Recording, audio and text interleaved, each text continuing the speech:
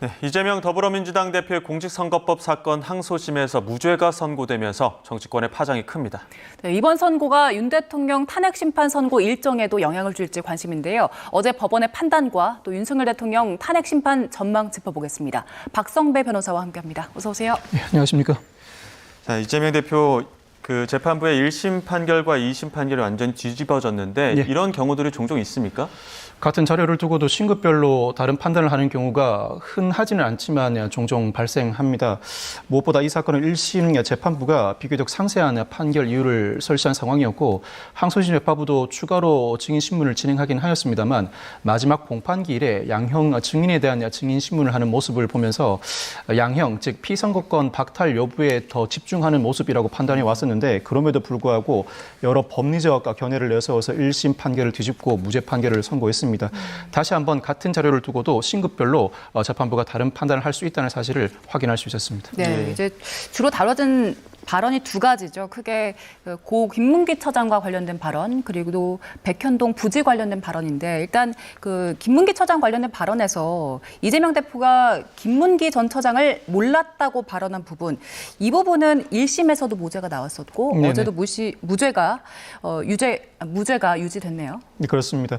1심에서부터 성남시장 재직 당시에는 김 전 처장을 몰랐다. 경기도지사에 당선되고 공직선거법 위반으로 기소된 이후에야 김 전 처장을 알게 되었다는 부분은 무죄가 선고되었는데 항소심에서도 이 부분 무죄는 그대로 유지되었습니다. 공직자가 어떠한 사실관계에 관해서 거짓말을 한다고 무조건 공직선거법상 허위사실 공표 혐의로 처벌받는 것은 아닙니다.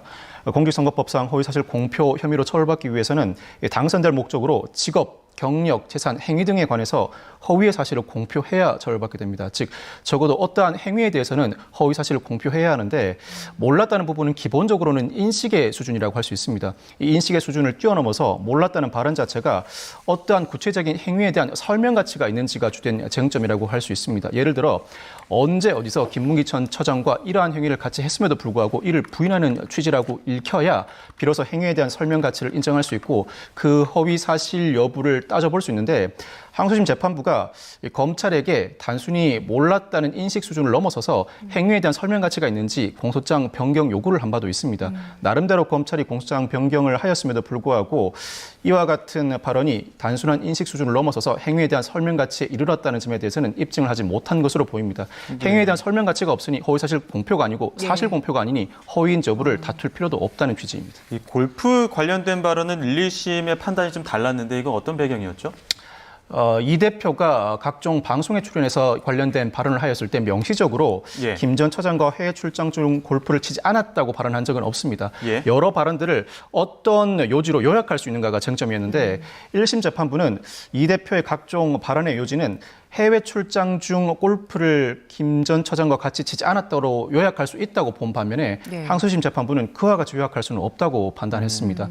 구체적으로 이 대표는 제가 김 전 처장과 골프를 친 것처럼 국민의힘이 전체 일행 중 일부를 떼서 사진을 보여줬는데 조작한 것이다라고 발언한 바가 있습니다. 이 발언에 대해서 1심 재판부는 김 전 처장과 해외 출장 중 골프를 안 쳤다라는 요지로 요약된다고 본 반면에 항소심 재판부는 김 전 처장과 해외 출장 중 골프를 안 쳤다로 요약할 수는 없다. 명시적으로 해외 출장 중 골프를 치지 않았다고 발언한 적이 없다. 단순히 이 여러 가지 정치적 공방이 오고 가는 상황 속에서 이 대표와 김 전 처장의 관계를 부각하기 위해서 사진을 일부 떼어내서 보여주었다는 사실을 강변하는 과정에서 일부 사진 조작이 있었다는 취지를 강변하는 과정에 불과했었다. 사진 조작에 대한 발언을 한 것이지 김 전 처장과 골프를 쳤다 안 쳤다를 명시적으로 발언한 바가 없으니 그 설명의 요지는 사진 조작의 방점이 찍혀 있었다고 보았습니다. 즉 골프를 안 쳤다고 발언하지 않았으니 사실 적시라고 볼 수 없고 나아가서 허위라고 볼 수도 없다는 판단이 항소심 판단입니다.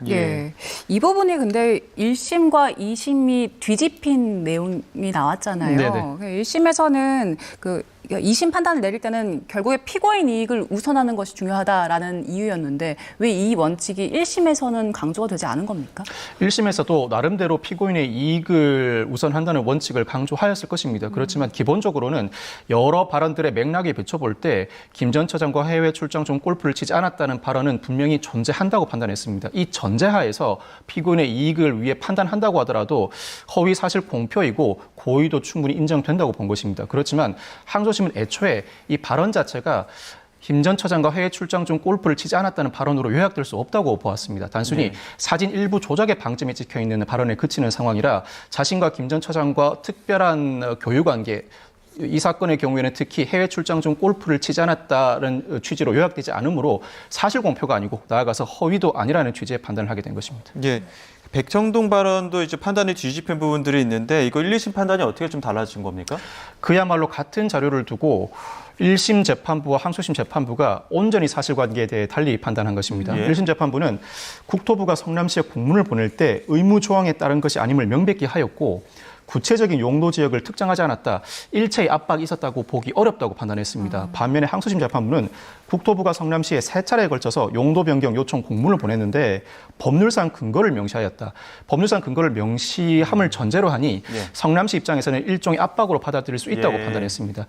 동일한 자료를 두고도 완전히 사실관계를 달리 판단한 것인데 이에 따라서 이 대표가 그 법률상 요구에 따라서 어쩔 수 없이 응할 수밖에 없었다는 취지의 발언은 일정한 사실관계를 전제로 자신의 의견을 표명한 것에 불과하다. 나아가서 국토부가 성남시에 이와 같은 공문을 발부한 것 자체가 사실이니 허위 사실로 볼 수 없을 뿐만 아니라 이 대표 입장에서는 일종의 압박감을 느꼈을 수 있으니 어쩔 수 없이 용도 지역을 변경하였다. 자신의 의견 표명으로서 충분히 할 수 있는 발언이라고 판단한 것입니다. 더군다나 그 과정에서 직무유기, 협박 등의 표현도 사용했는데 기본적인 사실관계를 허위로 볼 수 없는 상황에서 이와 같은 표현은 과장에 불과하지 허위사실 공표로까지 보기는 어렵다는 것이 항소심 판단의 요지입니다. 그런데 그 1심에서 나왔던 증인들의 증언이요.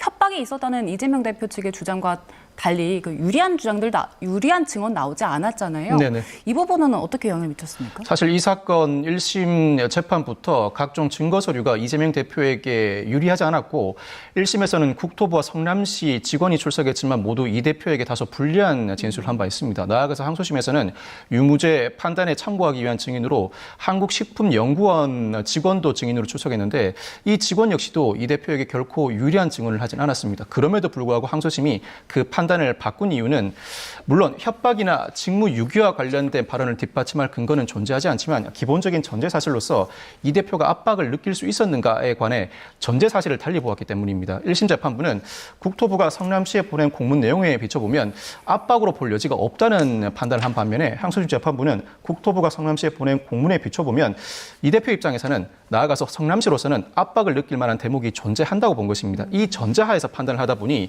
협박이나 직무 유기와 관련된 각종 증인의 증언 사실이 이 대표에게 불리하다고 하더라도 압박으로 느꼈을 수 있으니 어쩔 수 없이 용도 변경을 하였다는 발언을 허위로 볼 수 없고 단순히 자신의 의견 표명에 그친 사안으로 본 것입니다. 이를 두고 공직선거법상 허위사실 공표죄로는 처벌할 수 없다는 것이 항소심 판단입니다. 네, 그 판단 전에 2심 재판부가 검찰의 이재명 대표의 발언과 관련해서 몇 가지 좀 세부적으로 좀 정확하게 해달라고 요청한 부분들도 있지 않았습니까? 이 부분은 좀 어떻게 영향을 미쳤습니까? 이 부분은 사실 검찰에게 한 번 더 기회를 준 것입니다. 1심에서 이미 무죄 판결이 선고되었던 몰랐다 부분과 관련된 내용인데 단순 인식 수준이라면 허위사실 공표 혐의를 논할 필요도 없는 상황이었습니다. 적어도 행위에 관한 사실 설명 가치가 존재하여야 하는데 이 대표의 각종 발언이 단순히 몰랐다 수준을 넘어서서 어떠한 행위에 대한 설명 가치가 존재하는지 한 번 더 그 입증 기회를 부여한 것입니다. 검찰이 나름대로 각종 발언을 모아서 이 대표의 발언의 내용을 3가지로 요약해서 예를 들어서 성남시장 재직 당시에는 김 전 처장을 몰랐다. 그리고 김 전 처장과 해외 출장 중 골프를 치지 않았다. 나아가서 경기도지사에 당선되고 공직선거법 위반 혐의로 기소된 이후에야 김 전 처장을 알게 되었다는 사실로 하나하나 묶어서 설치를 했습니다만 그 정도의 정리만으로는 단순히 인식 수준을 넘어서서 설명 가치를 부여받았다고 보기는 어렵다는 것이 항소심의 판단입니다. 예, 그 무죄 선고한 서울고법 형사 6부 재판부에 대한 관심도 좀 있더라고요. 그 선고 내용을 저희가 그래픽으로 정리를 했는데 그 그래픽을 좀 보겠습니다. 일단 판사 3명이 있었는데 판사 3명이 그동안 고발사주 손준성 검사에게 내린 그 판결 그리고 조국 아들 허위 인턴서와 관련돼서 그 최강욱 전 의원에게 내린 판결 그리고 전 국정원 수사관들에게 내린 판결 요 3가지 판결을 좀 관심이 좀 가고 있는데 판사 3명이 이 판결을 낼 때 합의 방식으로 가는 겁니까? 어떻습니까? 이 재판부의 그동안의 판결 성향에 비춰보면 특별한 정치적 논란이 일만한 내역은 없어 보입니다. 특히 고발사주 의혹과 관련해서 손준성 검사장에게는 1심이 유죄 판결을 선고했음에도 불구하고 이 재판부가 항소심에서 무죄로 그 판결 취지를 뒤바꾸었습니다.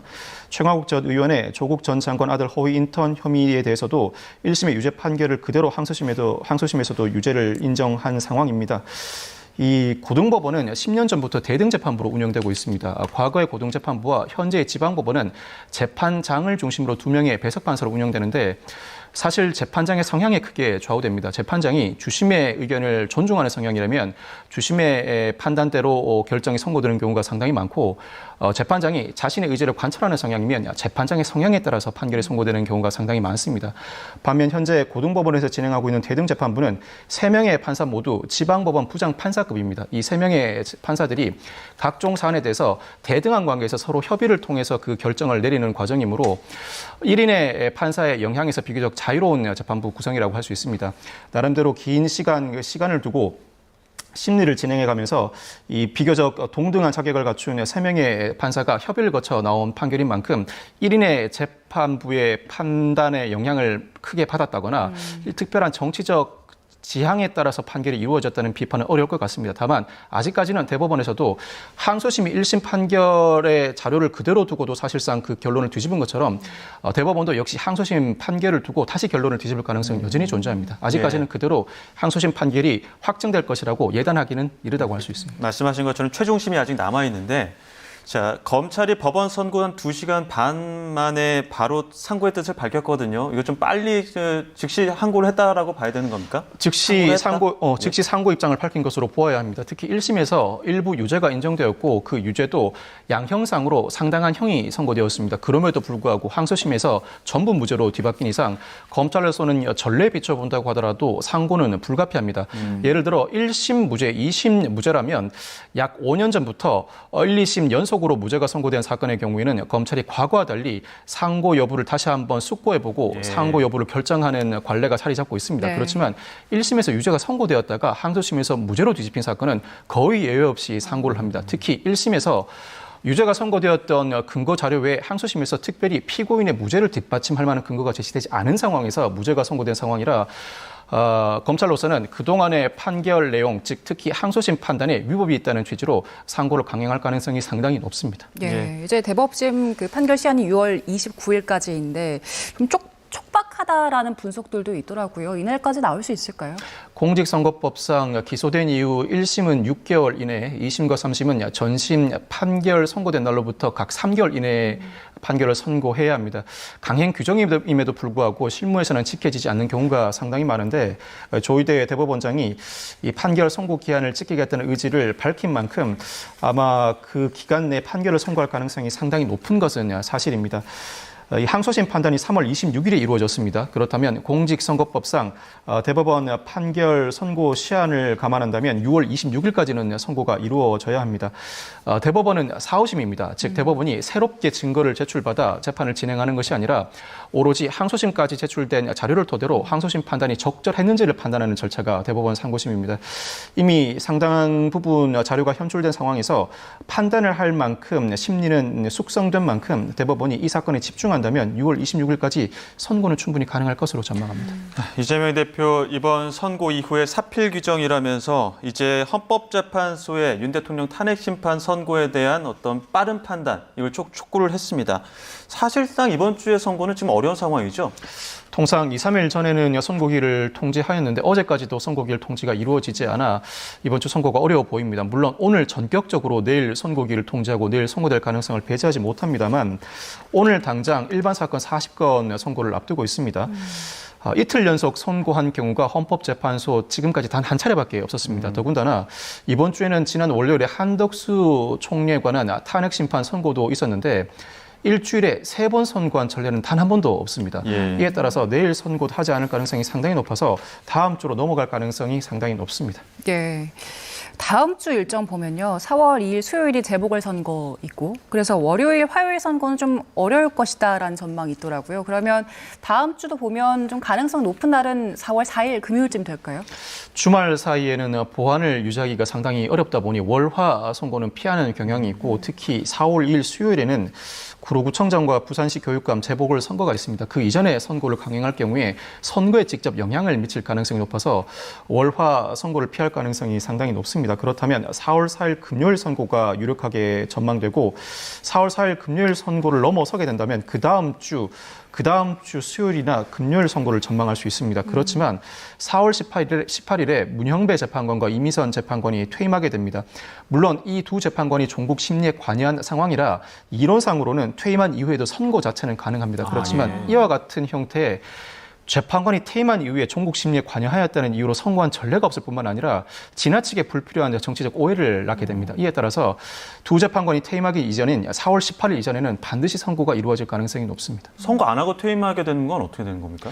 선고 안 하고 퇴임하게 된다면 이때는 종국 심리에 재판관이 관여한 경우에만 선고를 강행할 수 있는데 만약 재판관들이 퇴임하게 된다면 변론을 제기해 마은혁 헌법재판관 등 신규 헌법재판관을 임명한 이후에 심리를 추가로 진행한 이후에 선고 기일을 재지정하거나 만약 이 사건 다소 기형적입니다만 문형배 이미선 재판관이 퇴임함에도 불구하고 이 두 재판관이 종국 심리에 관여하였으니 종국 심리에 관여하였음을 이유로 퇴임한 이후에도 선고하는 것 자체가 헌법재판소법에 반하지는 않습니다. 그렇지만 매우 기형적이라 4월 18일 이후에 이와 같은 형태의 선고를 할 가능성은 낮게 점쳐집니다. 어제 나왔던 그 이재명 대표에 대한 무죄 선고가 윤석열 대통령 탄핵 심판 일정이나 선고 결과에도 영향을 줄 수 있습니까?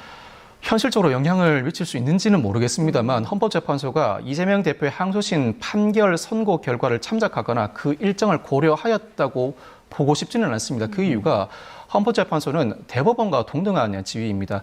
제4의 권력기관인데 헌법재판소가 항소심, 즉 일선의 항소심 판결 선고 결과를 지켜보고 그에 따라서 헌법재판소의 선고 기일을 조율하거나 헌법재판소의 결정 내용을 달리한다고 보았다면 이는 헌법재판소가 본연의 역할을 제대로 수행하지 못한 것입니다. 그와 같이 이재명 대표의 항소심 선고 결과를 지켜보았다고 믿고 싶지는 않습니다만 여러 각종 억측이 나오는 이상 그 억측은 이 탄핵 심판 선고가 지나치게 지연되기 때문입니다. 이제는 늦어도 다음 주까지는 선고가 이루어져야 각종 억측을 예방할 수 있을 것 같습니다. 네, 알겠습니다. 여기까지 듣도록 하겠습니다. 지금까지 박성배 변호사와 함께했습니다. 고맙습니다. 감사합니다. 고맙습니다.